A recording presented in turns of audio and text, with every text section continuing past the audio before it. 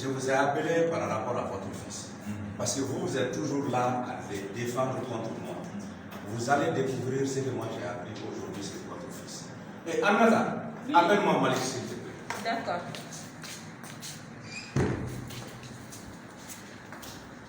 Malik, oui. Comment t'appelles?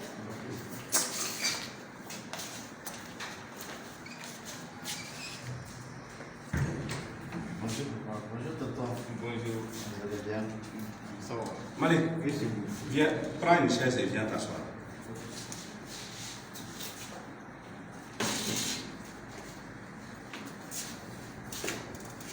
Bon, comme je vous l'avais dit, vous savez ce que j'ai appris aujourd'hui? C'est mon ami qui m'a rencontré lorsque je quittais la mosquée pour me dire que votre fils, il s'apprête à voyager pour aller en Europe. Faut pas qu'on fait. Et c'est comme ça que moi je l'ai appris. Malik, te voici. C'est vrai ou c'est faux? Oui, c'est vrai. C'est vrai, je vois, ce ne sont pas que les simples rumeurs. Parce que moi, personnellement, j'ai pris cette décision parce que les réalités sociopolitiques du pays ne sont plus à la hauteur, vu les conditions dérisoires de la famille. Vous savez, papa, vous souffrez beaucoup avec les frères de Rama. Les tontons sont là, ils sont témoins et d'autres sont dans des conditions minales. J'ai pris cette décision pour aller vraiment chercher de l'argent pour pouvoir vous aider. Malik, je t'arrête tout de suite, Si tu es là où tu es là, c'est parce que nous nous sommes toujours battus pour te donner tout ce que tu veux sur place. Donc tu n'iras nulle part, tu vas rester ici. On va trouver la solution ensemble ici. Et puis d'ailleurs, tu veux aller en Europe.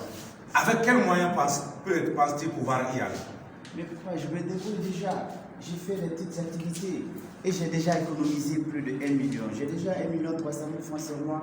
Je peux me débrouiller pour être en Europe. Eh, Malik, tu te trompes. Malik, tu te trompes. 1 300 000, c'est quoi? Est-ce que tu sais combien qu'il faut pour arriver réellement en Europe? Non. Il faut un minimum de 3 900 000. Mais je voire vais 4 millions. me débrouiller sur la route. Comment tu vas te débrouiller? Mais papa, laissez-moi. Je vais aller me débrouiller. Mais, fiston, oui, tonton. vous qui vous promenez dans les rues, tu n'es pas au courant de ce qui se passe. Chaque jour, tu ne regardes pas la télé, tu ne regardes pas les gens qui meurent dans l'océan, des gens qui meurent. Ça n'arrive pas à tout le monde. Et, fiston, donc vous ne nous informez pas sur les problèmes de cette migration irrégulière? Mais vous n'avez pas vu l'exemple chez les Marou Koulibaly là. Leur garçon là, leur premier garçon, c'est bas. Ne me parle pas de ça, ne me parle pas de ça. Tais-toi. C'est pas qu'aujourd'hui sur cette route-là, il y a des gens qui s'apprêtent à des choses, ce qu'on appelle les passeurs là. Ils sont tellement dangereux, c'est des philomanes, des gens qui trompent les gens, qui tuent, qui prennent l'argent en vous promettant monts et merveilles de l'autre côté, des gens qui meurent à cause de ces passeurs là. Et puis Malik, c'est que tu ne comprends pas. Tu es notre fisson. Tu es notre fils. On ne veut pas que vous perdiez votre vie en cours de chemin. Vous savez, la plupart des migrants irréguliers au Mali passent par Gao, de Bamako à Gao.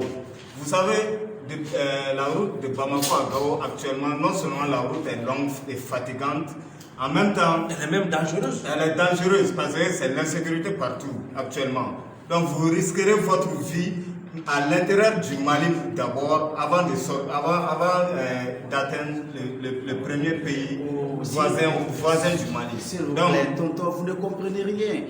C'est un de ses amis qui est en train de m'aider. Je place ma confiance en lui. Il est sincère avec moi. Malik, écoute-nous. Je vais te faire oui. Tu n'as pas entendu parler d'Erasmus, le passeur en Libye? Lui n'existe plus, il y a un autre. C'est que quelqu'un a pris à sa place et c'est un autre Erasmus. Et il le fait bien. Qui ne fait que faire tuer les gens dans des bateaux. Ah bon? Oui, des bateaux qui vont chavirer dans l'eau. Ils n'ont jamais eu des bateaux qui soient vraiment dignes de ce nom, sans compter tous les surcharges qu'ils mettent sur leur pinasse là. Alors, comment comptez-vous m'aider quand je reste? Malik, il faut d'abord que tu renonces à partir. On va trouver la solution. Tu n'as pas entendu les cimetières des personnes identifiés en Tunisie.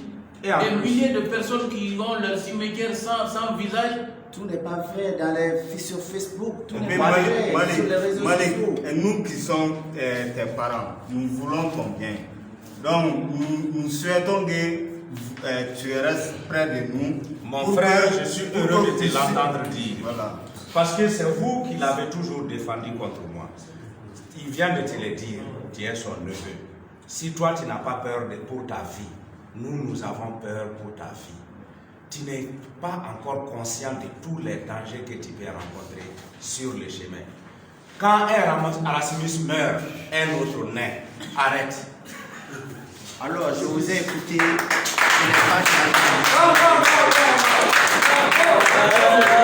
On passe à la